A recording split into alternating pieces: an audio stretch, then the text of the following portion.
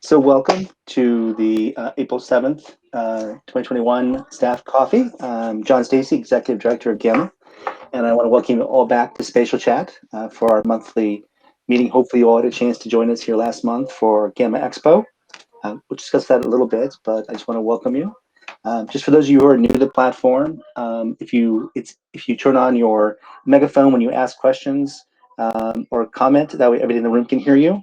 Otherwise, just be close to somebody so they can actually hear you.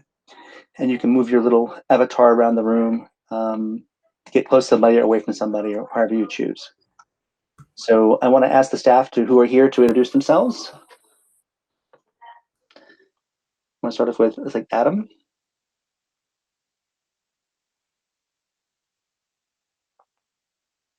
Megaphone.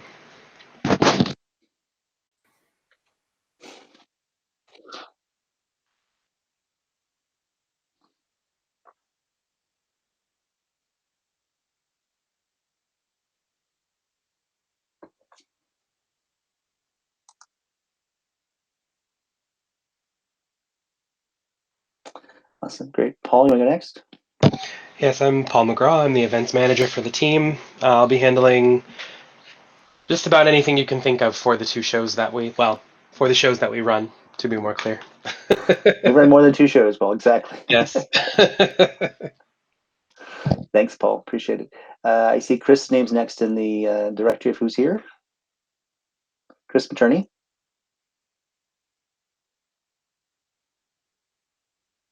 Are you muted, Chris?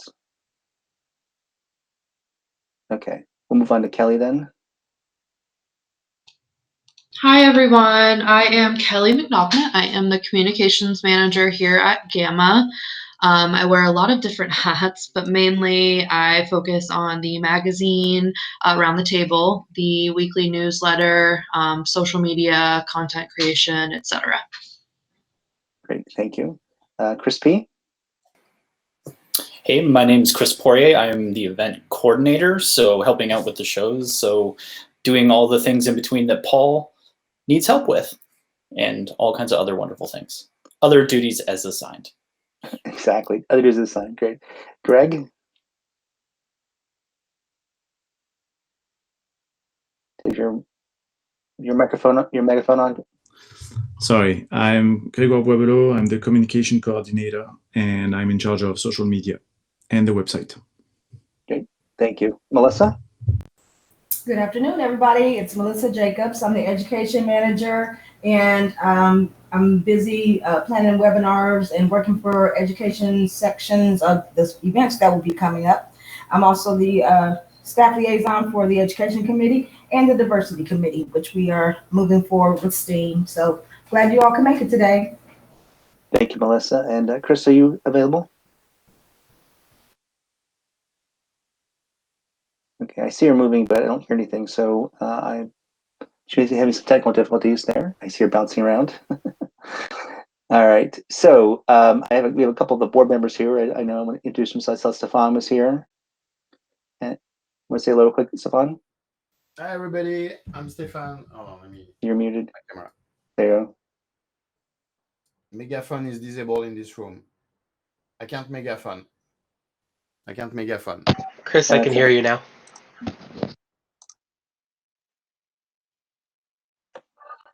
Oh, there you go. No, I can. Never mind.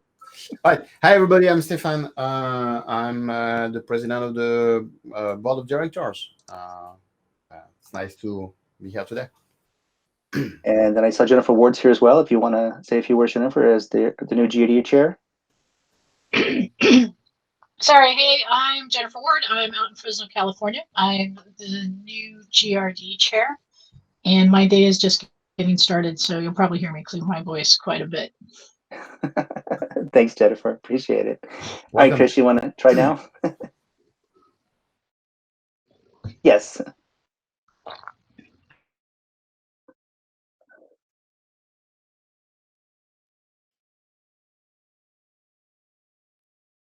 Okay, great. Thank you. I went ahead and changed that setting, so everybody should be able to use megaphones now. Thanks, Paul. Teamwork. Excellent. All right. So first up, we'd like to chat a little bit about GAMA Expo. Want to thank all those of you who were able to attend. For those who were also presented or were exhibiting at the show, we had more than 1,000 people registered for the show, which was amazing. We had over 80 exhibitors, and we had just a little over 400 retail stores that attended the program. And I know a couple people on this call actually did hours of karaoke in the Circle Bar, which was a lot of fun to watch, even afterwards. But yeah, it was a great show, and we got some really good positive feedback from the attendees. And if you did not get a chance to fill out the survey, which we've closed, please feel free to send me an email with your feedback and comments on it, suggestions, things that you liked, suggestions for next year. We are planning on doing using Spatial Chat more throughout the year. I'll talk about that in a few minutes here, but let us know how you think we could use the service better to help serve and provide an opportunity for people to connect and network with GAMA. I do want to remind you to mark your calendars for March 14th through the 18th of 2022, when we will be returning to Reno. Fingers crossed. It all looks good at the moment. But we will have a hybrid version of the show in 22, so there will be some online components, people who cannot come and join us in person. So does anybody have any comments or questions or feedback on the expo they want to share to the group here today, those who did attend? And if you do, please do use the megaphone if you want to comment. Yeah, I just wanted to comment one thing. First of all, comparing it, and I made these comments to you privately in an email too. This is Andy Daniel, by the way, John. Thank you. Compared to the other event that I did with another organization, this was just dramatically better organized. Got much better reviews. So you guys do deserve real kudos for pulling this off and making it work as well as it did. I think the one thing to take into account, as I mentioned, is that Spatial Chat is a great platform, but it's not always 100% ideal. So anything that I think we should look at the feedback from other people of the things that went wrong. I'm just going to share one little thing that went wrong because it actually it upset a friend of mine, actually. At one point I thought, okay, I'm done for the day. And I didn't realize I hadn't logged out, and I buried the window. And I took off my headphones, and I was literally sitting in their booth for hours, and people were approaching me saying, "Hey, Andy, hello, Andy, what's up?" and all that. And finally, I got an email from my friend saying, "You're in our booth. You're because my camera was still on. I didn't realize it because the window was buried under other windows." And I mean, this type of thing happens on Spatial Chat. It's not like I'm an inexperienced user of these types of platforms, although I was new to Spatial Chat specifically. So there does need to be a way to push people out of, to politely remove people from your booth who are, for all intents and purposes, dead links at that point and are just sitting there. Okay, thanks, Andy. I appreciate the feedback on that. I did share that with the team, and we did spend quite a bit of time afterwards kind of doing a post-op with some pros and cons, and we did share some of that with Space Chat already. And they've actually made some changes already to their interface, which is really good. So it's good to see that they're being receptive to the feedback we've been giving them. So thanks for sharing that. Would anyone else like? Yes. I was just going to say that I love the platform. I have been very vocal about that. And I also started using it on my own. And so now I'm able to see as they roll out new features and the fact that they are rolling out new features. And that made me really happy because they're, for example, now you don't have to log out to to edit your bio. And those are exciting things that it's going to continue to improve the experience. And if we're vocal about it and we're a major user of it, I'm sure that they will make changes for us. Absolutely. Thanks, Rachel. Sorry, John, I'm sorry, one more quick thing. Single biggest thing they could add that would be useful for this environment would be some equivalent to business card exchange, where I can just click on something and say I want to track the fact that I had a conversation with this person who came into my booth or who I met in the bar or whatever. That would be, I think, the single biggest improvement that I could see to this being used for a future GAMA platform. Okay, great. Thank you.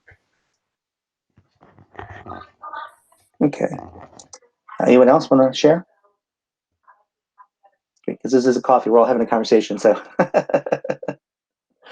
all right, cool. As you know, we did do a number of programs, educational programs at the show, and we did have some technical difficulties. John, Sorry.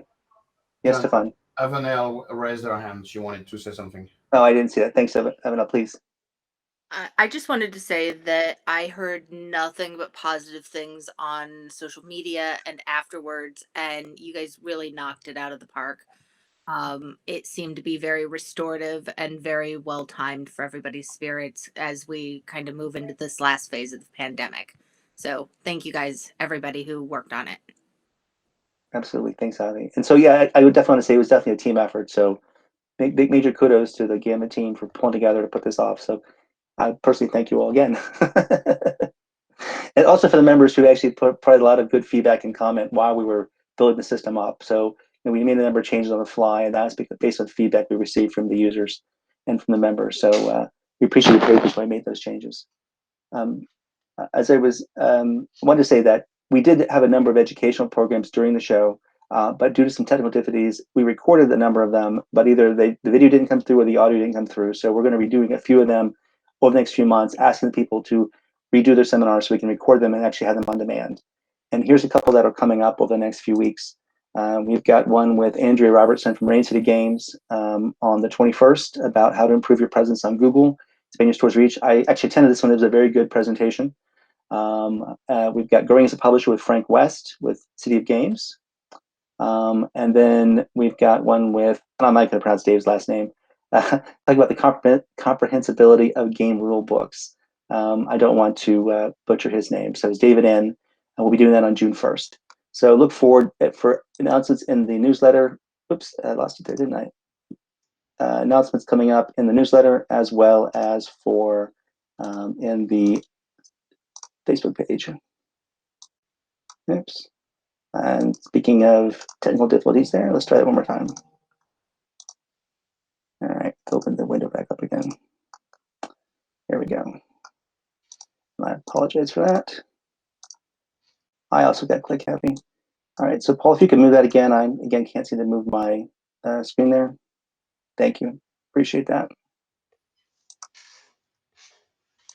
All right, another thing we rolled out at Expo was the FLSG Day live stream.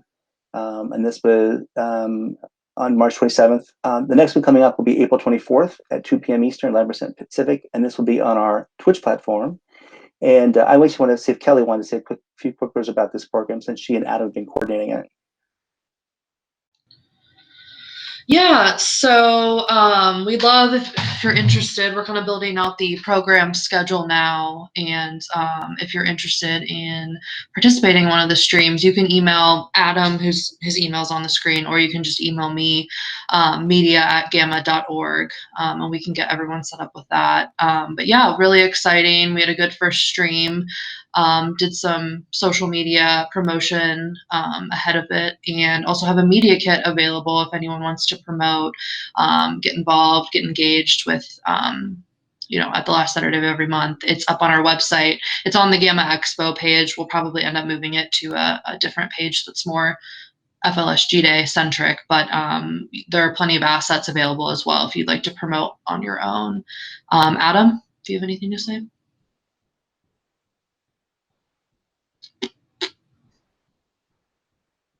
All right, I think that's it then. Okay, great. Just waiting. Yeah, I just want to say that, as you know, we originally had planned this to be a full long day event of highlighting stores from across the country.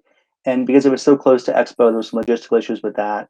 So we said, instead of doing once a year, every month we'll spotlight 2 stores. And so we've had our first one was great. And so we're going to be doing 2 coming up on the 24th. And so again, email Adam or Kelly if you want to be part of that program.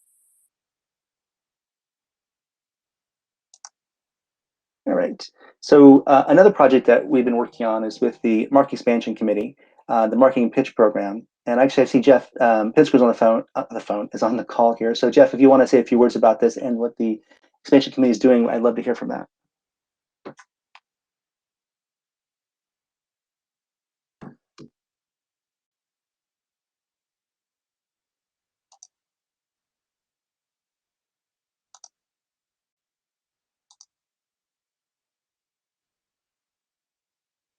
Could you use your megaphone, please? How's that? Better? Much better. Yes, thank you. Okay, so sorry, I'll back up again then. Hi, Jeff from Amigo Games and a proud member of the GAMA board. I'm also the board liaison to the Market Expansion Committee. Market Expansion Committee is working on a variety of projects, and one of the ones that I think is the most interesting is our Funded Pitch Project program, which is what you will see up on the screen right now. The idea is that we recognize that lots of companies and lots of individuals have great ideas about ways we can reach new people and get them excited about games that may be beyond the scope of what they can do with their individual company in terms of either dollars or time. So the idea is to try and come up with programs that have a cooperative element to them where it's going to benefit all members, and to work with the people that present these ideas to get funding and resources, staff time as well, or outside resources as needed from GAMA so that we can afford to do this. So a simple example of this would be the old-fashioned yellow pages. If you were a plumber and you wanted to get your name in the kitchen drawer of every single house in certain zip codes, it'd be super expensive to do that. But if you're willing to put your name in the yellow pages and be part of a roster of all the plumbers nearby and share that with your competitors, it becomes reasonably affordable. We want to try and come up with the same idea, not so much to do yellow pages. I think that's mostly a thing of the past, although we got one on our driveway last week, which is now in recycling.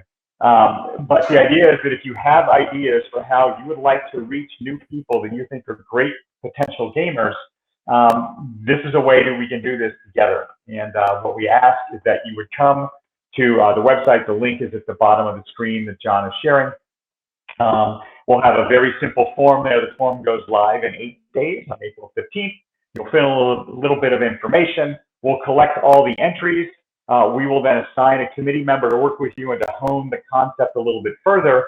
And then we will make you'll come and make a quick presentation or pitch to the committee. And then we will pick one or more projects that we will fund for this year. And the idea is that you will not be doing this alone, but you will be involved in it. So it's also a great way for people who want to play a larger role in GAMA, but don't have the time and energy to become a full-fledged committee member. These would be projects that have a defined beginning and budget. Any questions on that? We think it's a really neat idea in that it gets sort of a crowdsourced approach to coming up with ways to extend our market. But at the same time, it also gives a chance, as I said, for people to work on ideas that they've had that maybe they haven't been able to do because they didn't have the person power or funding in order to do it on their single company, from a single company perspective.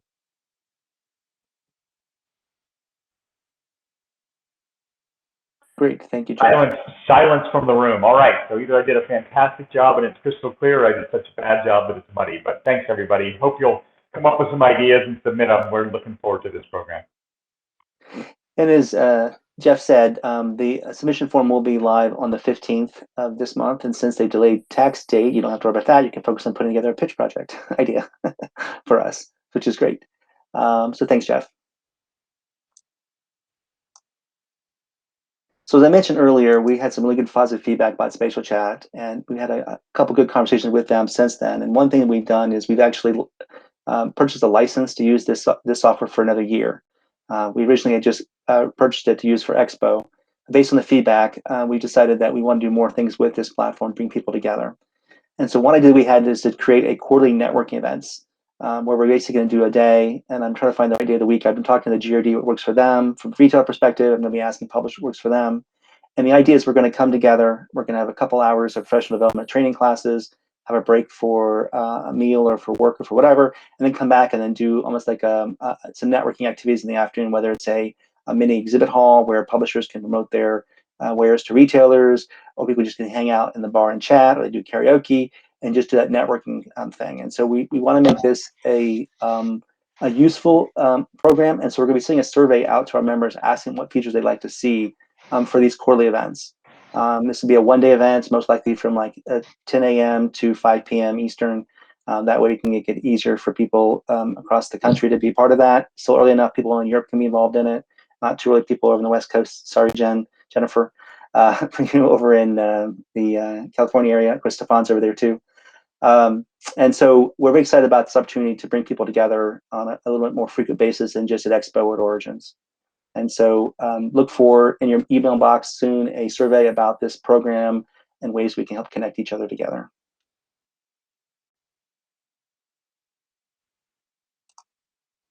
Okay, Origins. Now that we've finished Expo, we've been turning our attention to Origins. And so I just want to share some important dates that are coming up with you. But before I do that, I want to share a little bit about what's going on around safety and protocols with Convention Center and with us. We've been working very closely for months now with Convention Center, as well as with the City of Columbus, the Health Department, and the State Health Department to figure out what is how we can be put that together to have a safe and fun event. And so as the information has been changing, coming from what's happening with the vaccine rollouts and what we're seeing with the infection rates and all that, it's been kind of a moving target.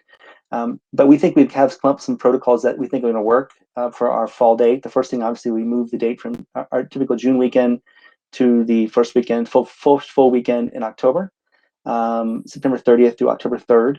That was the first change we made. We've also been talking to Convention about what they're doing internally to make it a safe environment to actually hold shows again. And they've actually spent several $100,000 on upgrading their systems and their safety protocols with the Convention Center. For example, they've installed HEPA filters throughout the entire facility. So it's almost like hospital-grade quality filters that are in all the areas. They have mobile HEPA units, filters that will be in that could be in a number of the rooms, including the Convention Center, exhibit hall booths, where they are in the meeting rooms where the events are being held. They've installed new temperature detectors. They're basically metal detectors you walk through, but it has a feature which will take your temperature as well. So we can actually do non-touch remote temperature checks with people, make sure people within hopefully a safe range for hopefully not being sick. But we know that people can be asymptomatic and all that too. And so at the moment we are requiring people to wear masks. We do have a list of features that are going to be up soon on the Origins website. We've been talking about this in the newsletter. We've mentioned it in a couple emails that we've sent out to attendees and exhibitors. But we will have this full list up on our website by the end of the month. And I say that because we actually have a meeting the last week with the City Health Department to kind of submit our initial plan to them. I don't want to put things out too soon because I want them to approve it first. They've been really good about approving other events that are happening this summer and this fall at the Convention Center. But we should have our safety plan out by May 1st, the draft at least for you to look at. And then hopefully we'll have it shortly approved thereafter by the City of Columbus and hopefully the State Department of Health. And we'll get a green check mark so we can move forward with our event this fall. Along those lines, we've added some dates in, let you know that exhibitor applications will be due June 1st. We felt that was a reasonable time to give every chance to kind of see what's happening with vaccination rollouts, get a chance to check with your staff and your volunteers about what you manning your booths, and making decisions if you plan on doing shows this year or not. And we want to be supportive of our publisher members and our exhibitor members, and so we want this to be a good show for you, and so we want to work with you on this. And so if you want to change, people have already got things in place already, or making changes already. But we want you to have a successful show. And we've had people already asking for rollover for 22. That's fine. We understand that. It's what you feel comfortable with doing. And so applications are due on June 1st because we have to start building the hall out, send to the fire marshal, and make sure we have enough space for everybody. So we need those dates in by June 1st. Deposits are due for exhibitors by June 15th. And then final payments are due on August 16th, which is about 6 weeks before the show starts. Now, this is going to be a hybrid show. I think we've mentioned that already. And so there will be a virtual component. We are planning on having a virtual exhibit hall at the show, and all exhibitors who attend will get a complimentary virtual booth for the show. And we'll have more details on that really soon. We're finalizing the software on that. It will not be spatial chat because there really aren't any e-commerce features here. We want you to be able to sell your products to consumers who are coming to the show. And so that's why we're looking at a different software. We're actually looking at software that San Diego Comic-Con used and Dragon Con is using for their shows. And so we've got some talks with them, the software vendors, about that. They have a pretty robust system. It's called Mcnally. I know that some of our publishers have already used that for other shows. I know I was talking to Andrew from PhoneBrain. He used it for Dragon Con last year. I know that WonderCon just happened a few weeks ago. They used it for their show too. So yeah, we're hoping to have details on that really soon on that. And then you see the dates here. We've got GAMA trade days. We're doing 2 days this year instead of one. It'll be the 29th and the 30th. We wanted to expand it to allow retailers to have more opportunities to have some more meaningful education, retail education, as well as allow publishers who want to interface with retailers the opportunity to do that as well. And because we did not have an in-person show this year for Expo, we wanted to kind of beef up the Origins Trade Day. So we made it 2 days this year. And I know I met last week with the GRD about this. They're very excited. They're already working on programs for the peer-to-peer sections of that. And they're talking about game nights and other things. And I know we have 4 rooms already set aside for that program already for those 2 dates. So that's going to be a lot of fun, work really well. And then we going to be opening the hall on the 1st, although the show does start on the 30th, and then the show runs through the 3rd of October. And there's a question asked about regarding vaccinations. We have not made a decision on that yet. I know we've been talking to our attorney about what we're legally allowed to do. But we've not made a decision on vaccines yet. I know there's been a lot of conversations going on online about people, if they're going to do what shows this year, if they're going to wait to make sure the teams are vaccinated. We're definitely requiring masks at the moment, as well as temperature checks and some social distancing, hand sanitizing stations, that sort of things, but we've not made a decision yet on vaccines. I went that very fast, and so I'm happy to answer any questions you might have. A quick question, John. So does that mean exhibitors can sign up either as a in-person exhibitor or a virtual exhibitor, or theoretically both? I think you implied that if they're a physical exhibitor, their virtual is included. Correct. But you can sign up as a virtual only if you want to as well. That's correct, yes. Okay. And we've been instructing our event partners to plan to do at least 20% of their events online, so we have enough mass to encourage people to come to the show for online events.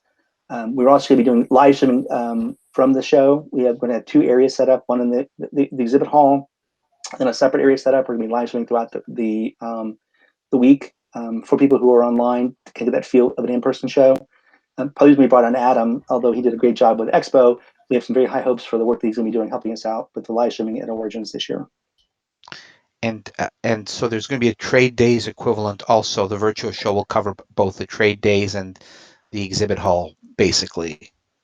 Correct. We're still trying to figure out logistically how to do a trade day with the virtual part, because we have to place where we put putting in the internet drops and all that. So we're trying to figure that out too right now.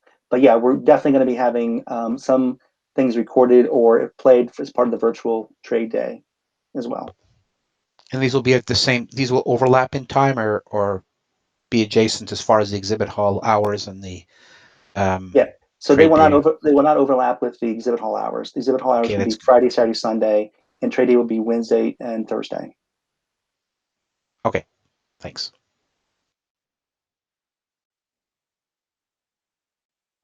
The question from Jennifer is: can the convention center handle Wi-Fi? Handle more traffic this year? They said that they have upgraded it, but we're actually going to be paying for some dedicated drops for our live streaming. So we're actually going to have a separate channel to make sure that our program doesn't break. But as you point out, the Wi-Fi is always a problem at the convention centers, and so I can't promise that for them. So yeah. Okay, great. Jen says she wants to see the virtual hall as well as the physical one. Yeah, great.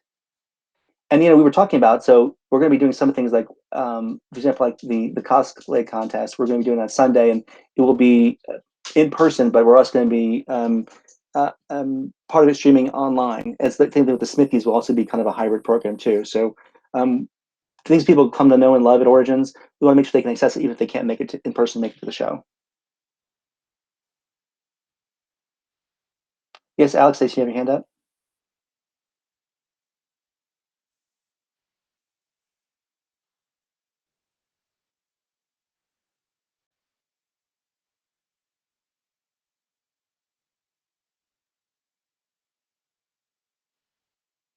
Mm-hmm.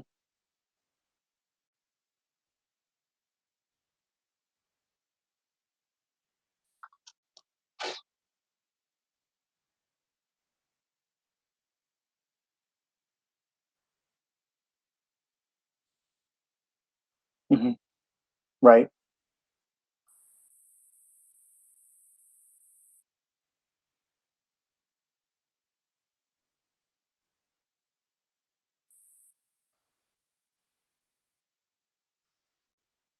Will be the bad guys in this situation and not exhibitors. Yes, actually, we've had talked about that. We've talked about the convention center around using their contract security as well as our own volunteers. Because as you point, it could be a very different conversation sometimes with some people. That if we need to escalate to either to a safety personnel or to the security from the convention center, we can do that.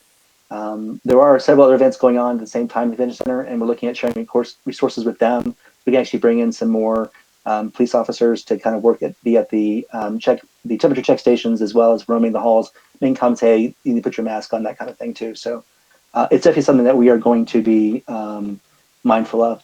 And Jennifer, the question was, he's asking about the mask enforcement, making sure that it's not the exhibitors being the bad guys, but the GAMA being the ones who are enforcing the rules and not being bad guys, but just saying, hey, you need to follow the rules or you need to leave. And we're definitely going to be very diligent about that. That's something that I've committed to personally. Even though I'm personally vaccinated, everybody's wearing masks at my show, just that way we're all safe as we can be.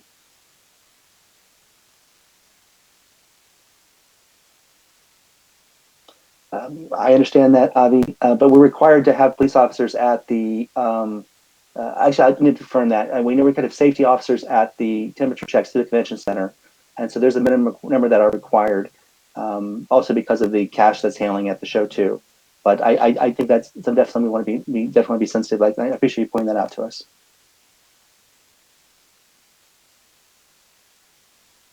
I think we had like 6 there last year, so it wasn't like there was an overwhelming number throughout the entire convention center. But I think it would be somewhere around that same number this year. But thank you. Jennifer says, I volunteer to help coach exhibitors on how to handle non-mask wearers as a retailer. I dealt with it practically every day. Absolutely. I think that's something maybe we can put in the resources. Jennifer, if you be willing to do, we can maybe do a recording or something of that and put that on the exhibitor resources page. That might be helpful for people. And then obviously we have a exhibitor HQ within the hall. If you see something of a problem, please come up there. We'll have a staff person there at all times, and we'll be happy to deal with it. Any other comments or questions? Great, thank you. Okay. That's a little hard to read. Summer Sizzlers, this is Kelly. It's very sizzly. Okay. So I'm currently, this will be quick, but I'm currently working on the Summer Sizzlers Retail Buyer's Guide. So it's just a complement to the winter wish list that went out last year. Some of you may remember.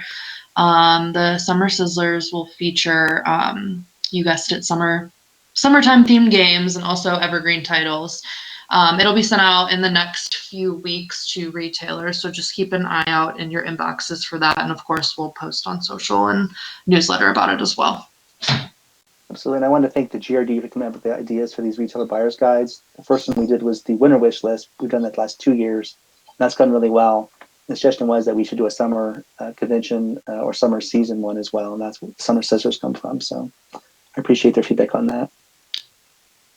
And I suggested it'd be happy if we could start a thread conversation.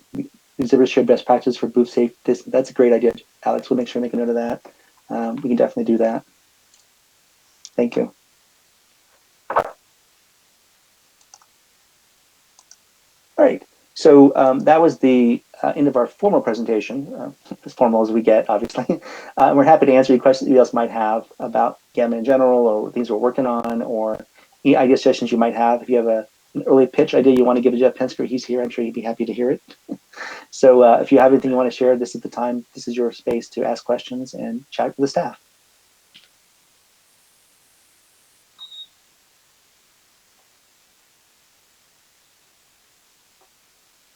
I have a question. Yes.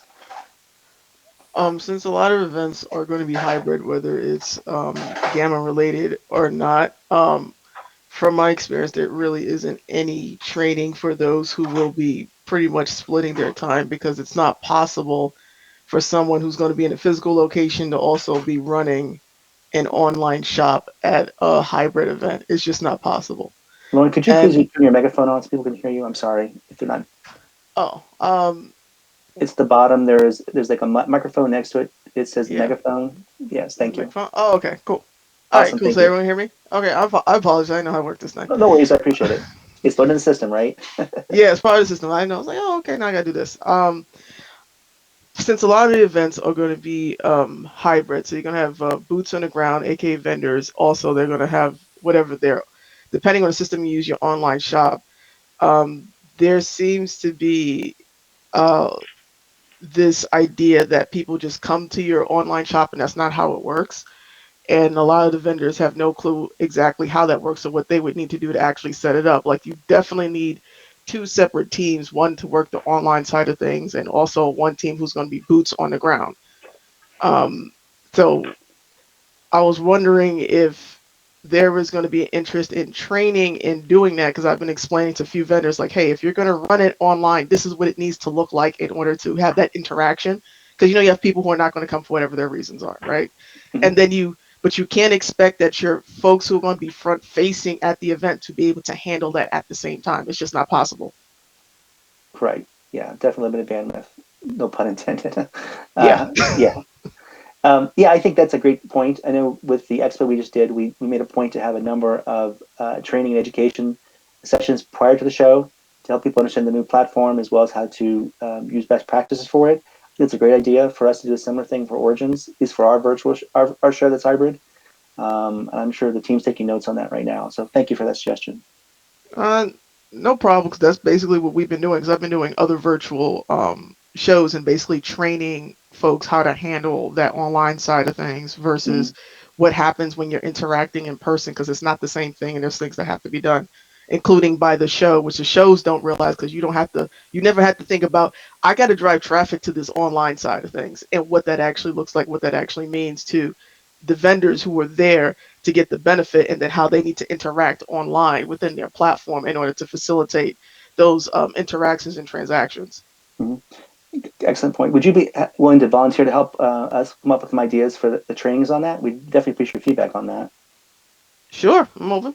Great. So Lauren, I'll make sure we connect you with Melissa Jacobs, who's our education manager, and this is Lauren Hazel, who's speaking. I got that correct on your name, Lauren? Yes, sir. Awesome, great. So I'll make sure that Melissa reached out to you, and she and Adam talked to you about some of the education plan I'm doing and get your feedback and your thoughts on that. Thank you very much for offering.